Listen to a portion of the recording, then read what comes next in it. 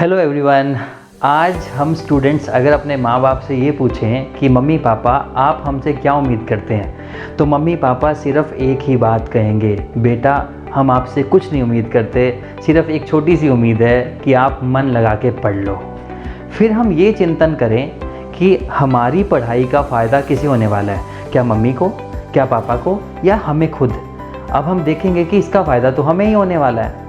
तो अब सोचिए, थोड़ा सा विचार कीजिए, जिस चीज़ का फ़ायदा हमें ही होने वाला है उस चीज़ की उम्मीद में माँ बाप सुबह से लेकर शाम तक परिश्रम करते हैं, मेहनत करते हैं और हमारी ज़रूरतें पूरी करते हैं। और हम, माफ़ कीजिएगा, हम उनके चरणों को स्पर्श तक नहीं करते, हम उनको सम्मान तक नहीं देते, जो वो डिज़र्व करते हैं वो क्या उसका 1% भी नहीं देते। पहले क्या होता था कि बच्चे माँ बाप के, माता पिता के चरणों को अपना माथा रगड़ के, स्पर्श करके अच्छे से अपने काम को निकला करते थे। धीरे धीरे वो ट्रेंड बदलता चला गया और ये हाथ जो थे वो उनके पैरों को लगाने शुरू करती है। धीरे धीरे अब देखा जाता है कि पैरों तक तो हाथ पहुँचते ही नहीं हैं, घुटनों तक ही रह जाते हैं। अब तो ऐसा ट्रेंड आ गया, घुटनों तक भी नहीं पहुँचते हैं, ऊपर से ही ऐसे कर दिया जाता है। तो आप समझ सकते हैं कि किस तरीके से हमारा रुझान, हमारा कल्चर किस साइड जा रहा है। माफ़ कीजिएगा, ये बहुत ही गहन चिंतन का विषय है कि हम कुछ भी बन जाएं, बड़े बड़े doctors, engineers, whatsoever you want to become in a life, but the thing is कि हमें एक अच्छी संतान और अच्छा इंसान बनने की बहुत ज़रूरत है। इसके लिए हमें अपने माँ बाप को सम्मान देने की बहुत ज़रूरत है। सुबह उठते सार पहला काम यही होना चाहिए कि हम अपने माथे को उनके चरणों के साथ स्पर्श करा के फिर किसी काम से निकलें। और अगली बात मैं आपसे ये डिस्कस करना चाहता था कि कई बार ये मुद्दा छिड़ता है कि हमने हार्ड वर्क करना चाहिए कि स्मार्ट वर्क करना चाहिए। मैं सिर्फ इतनी सी बात कहूँगा कि हमें हार्ड वर्क ही करना चाहिए, और वो भी कंसिस्टेंट हार्ड वर्क करना चाहिए। कंसिस्टेंट हार्ड वर्क, लगातार परिश्रम करने की आवश्यकता है। एक बार की बात है, पापा ने सुबह सुबह मम्मी को कहा कि फ्रिज में 2 किलो पनीर पड़ा है, बेटे को खिला देना, और आज में उसने 2 किलो पनीर ख़त्म करना है, और शाम को जब मैं आऊँगा तो देखूँगा कि पनीर ख़त्म होना चाहिए, फिर मैं अगले दिन इसे घुमा के लेके जाऊँगा। जैसे ही बेटा उठा, छोटा सा बेटा जैसे ही उठा तो मम्मी ने कहा कि पापा आपको घुमाने लेके जाएंगे। तो बेटा कहता है कहाँ लेके जाएंगे?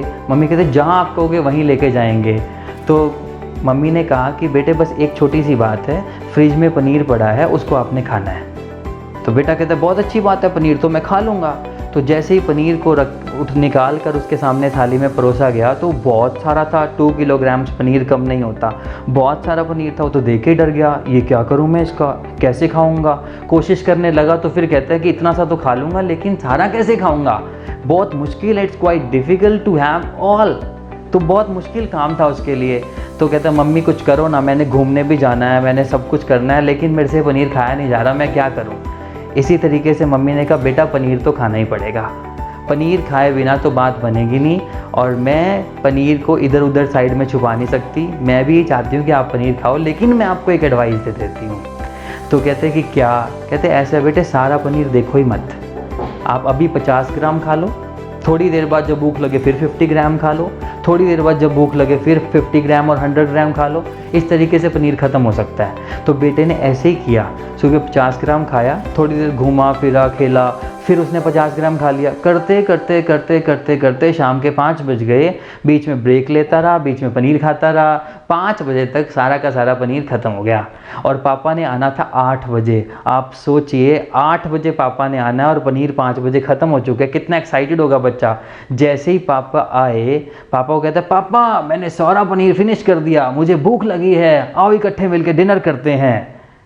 अब सोचने की बात है, मैं क्या करता हूँ। ये सारा का सारा एग्जाम्पल हमारी स्टडीज़ के ऊपर बेस्ड है। मैं सुबह जो इतना लोड होता है, एयर के स्टार्टिंग में जो इतना लोड होता है, उसको इकट्ठा करता करता करता करता करता पेपर तक लोड लेके चलता हूँ, और पेपर से 1 महीना पहले उस लोड को सोचता हूँ कि अब मैं ख़त्म कर दूँ।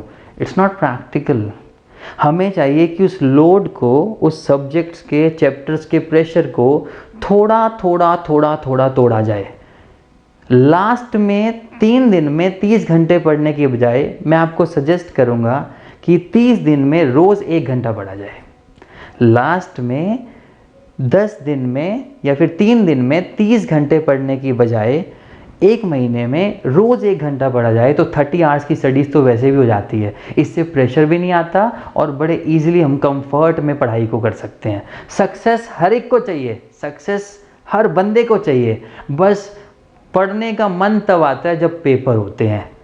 और सही बताऊँ ना एक बात, तो जलन होती है हमें। आज जो हमारे दोस्त हैं आने वाले टाइम में 1-2 साल के बाद उनसे ही जलन होगी, क्योंकि एक बंदा तो दिल्ली यूनिवर्सिटी में एडमिशन लेके बैठा होगा, एक किसी लो यूनिवर्सिटी में एडमिशन की लाइन में खड़ा होगा, सिर्फ पता नहीं एडमिशन होगा कि नहीं होगा। एक बंदा अच्छी नौकरी लेने के बाद, अच्छा बिजनेस सेटल करने के बाद 15 से 20 लाख रुपए, 30 लाख रुपए, 40 लाख रुपए साल के कमा रहा होगा, और एक 15-20 हज़ार की नौकरी के लिए स्ट्रगल कर रहा होगा। और वही 2 बच्चे जो एक स्कूल में एक बेंच पे बैठा करते थे, पक्के दोस्त हुआ करते थे, वो आज एक दूसरे से जल रहे होंगे कि वो तो इतनी तरक्की कर गया, मैं कहाँ पे हूँ। तो कल को जब जलन होगी ना उनको देख के, तो प्लीज़ जलना मत, प्लीज़ उनसे जलना मत। वो जलन मेरे आज का रिज़ल्ट होगी, क्योंकि आज मैं मैनेज करके नहीं चलता, मैं पढ़ाई नहीं करता, इसीलिए मेरे मार्क्स उतने नहीं आते। तो व्हाट टू डू, रोज़ 2 आवर 3 आवर्स तो बांध लीजिए कि हमने पढ़ना ही पढ़ना है, ताकि वो जो 2 किलो पनीर है उसको बड़े इजीली खाया जा सके। और इवन लास्ट में मेरे पास इतना टाइम हो कि मैं उससे अलावा भी कुछ पढ़ पाऊँ। तो अब मैं सिर्फ यही विनती और रिक्वेस्ट ही कर सकता हूँ आपको, कि आपको चाहिए कि पहले प्लानिंग करें, और ये आपको समझ आ गया होगा किस तरीके से सिलेबस को बांटना है, क्योंकि सबके अपने अपने सिलेबस हैं, अपने हिसाब से ही बांटना है। बस ये है कि कंसिस्टेंट हार्ड वर्क करते रहना है। Last but not the least, अब ये वीडियो को आप बंद कीजिए और अपने मम्मी पापा अगर आपके पास हैं तो उनके चरणों पे अपना माथा रख के स्पर्श कीजिए, और अगर दूर हैं तो जब भी संपर्क में आएँ तो उनको प्लीज़ उतना सम्मान दीजिए जितना वो डिज़र्व करते हैं। आधे काम तो उसी टाइम बन जाते हैं, क्योंकि the real well wisher in this world is your parents. तो आइए, आप सभी को प्रणाम, फिर मिलेंगे। Thank you so much.